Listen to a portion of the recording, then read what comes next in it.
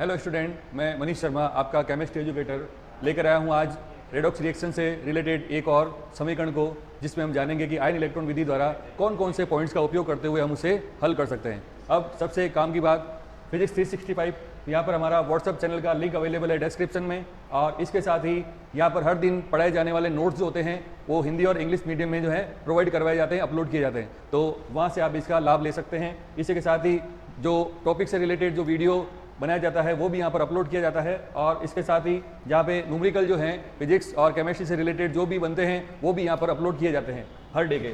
अगर किसी को ऑनलाइन या ऑफलाइन क्वेरी चाहिए तो मोबाइल नंबर से कांटेक्ट कर सकते हैं 9694610364 पर, और इसके साथ ही अगर कोई ऑफलाइन हमें सीधा अगर मिलके कोई बातचीत करना चाहे तो भी हमारे पास में ऑफलाइन ये एड्रेस है, मांझी काता मंडो रोड पावटा सर्कल के पास में जोधपुर। और सबसे काम की बात, हमें सब्सक्राइब करें, फिजिक्स 365 के नाम से हमारा चैनल है, यूट्यूब चैनल, वहाँ पे हमें सब्सक्राइब किया जा सकता है, और जो भी स्टडी मटेरियल है वो भी आप यहाँ को मिल सकता है। और इससे भी खास बात है काम की, संडे 365 ये क्या है, ये संडे 365 यहाँ पे एक दिन में 3 घंटे की जो है ऑनलाइन और ऑफलाइन क्लास दोनों चलती है, जिसमें आपको एक कंप्लीट जो चैप्टर होता है उसके लिए आपको रिवीजन कराया जाता है, डाउट्स क्लियर कराए जाते हैं, और इससे रिलेटेड जो भी न्यूमेरिकल बनते हैं वो भी यहाँ पर सॉल्व किए जाते हैं। तो इसके रिलेटेड जो भी आपको क्वेरी चाहिए वो 9694610364 पर ली जा सकती है। ठीक है, अब देखते हैं हमारा जो आज का टॉपिक है 11th क्लास का रेडॉक्स रिएक्शन से रिलेटेड कि किस तरह से संतुलित किया जाता है, इसमें कौन कौन से पॉइंट्स जो हैं उनको उपयोग किए जाएंगे। तो बताएं पहला पॉइंट, आयन इलेक्ट्रॉन विधि के लिए क्या होते हैं होना चाहिए। सबसे पहला क्या काम करते हैं आयन इलेक्ट्रॉन विधि के लिए, एक हमारे पास में कोई समीकरण दिया है, ठीक है, इक्वेशन दे रखा है, उसमें सबसे पहले काम क्या किया जाता है, कौन सी संख्या, यहां पर सबसे पहला काम किया जाएगा ऑक्सीकरण अंकों को ज्ञात करके ऑक्सीकरण व अपचयन अर्ध अभिक्रियाओं को पृथक करना।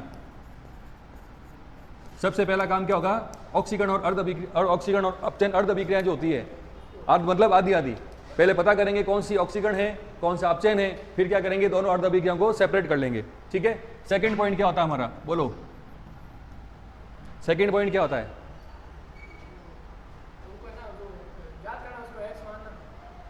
सेकेंड पॉइंट हमारा होता है कि यहां पर इक्वेशन के अंदर सेंट्रल एटम जो है, सेंट्रल एटम है, उसको क्या करना है, संतुलित करना है। केंद्रीय परमाणु का संतुलन,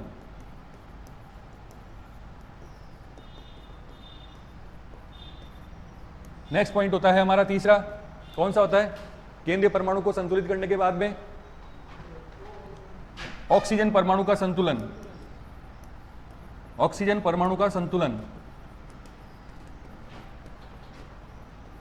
किस तरह करेंगे, जल काणु जोड़कर क्या किया जाता है, ऑक्सीजन परमाणु को संतुलित किया जाता है। नेक्स्ट पॉइंट, जब जल काणु जोड़ देंगे तो जल के अंदर H2 होता है, और H2 होता है तो उसके अंदर वो तो हो जाएगा संतुलित, लेकिन H आ जाएंगे, तो क्या करेंगे, इसके बाद में होता है हाइड्रोजन परमाणु का संतुलन। कैसे करते हैं, क्या करते हैं उसमें, H+ आयन जोड़कर। अब हमें इस बात के लिए कंफ्यूज नहीं होना है कि कहां जोड़ना है, संतुलन करना मतलब जिधर कम है उधर बराबर करना होता है, उधर ही जोड़ता है वो। ठीक है, नेक्स्ट पॉइंट पांचवा, नेक्स्ट पॉइंट होता है आवेश का संतुलन।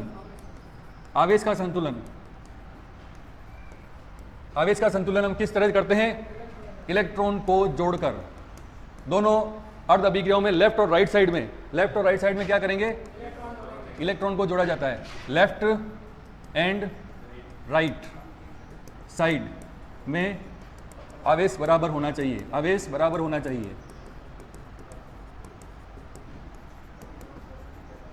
फिर क्या करते हैं, अगला पॉइंट नंबर 6,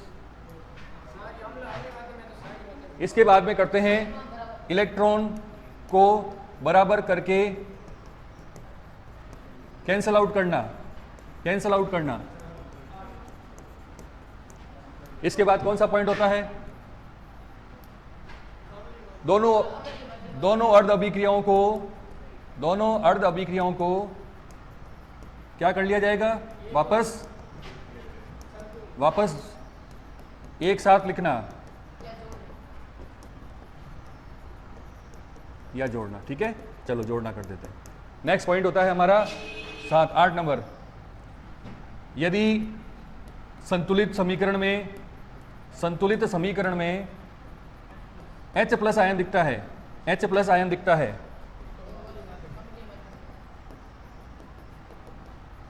तो वह अम्लीय माध्यम में संतुलित होती है, नेक्स्ट पॉइंट नंबर 9, क्षारीय माध्यम में यदि समीकरण को संतुलित करना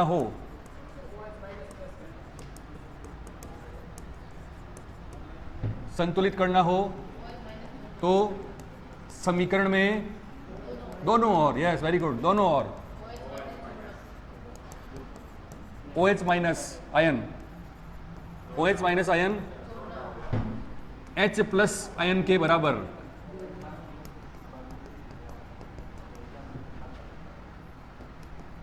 जोड़े जाते हैं। और नंबर 10, इस प्रकार प्राप्त समीकरण संतुलित है या नहीं, इसके लिए लेफ्ट तथा राइट साइड में आवेश को चेक किया जाता है। तो इस तरह से ये हमारे पास में 10 पॉइंट रहे किसी एक समीकरण को संतुलित करने के लिए आयन इलेक्ट्रॉन विधि के द्वारा। ठीक है, मिलते हैं नेक्स्ट वीडियो में एक समीकरण को लेकर, इसी सभी पॉइंट्स को हम इसमें इंप्लीमेंट करेंगे और एक समीकरण को हल करेंगे। Thank you.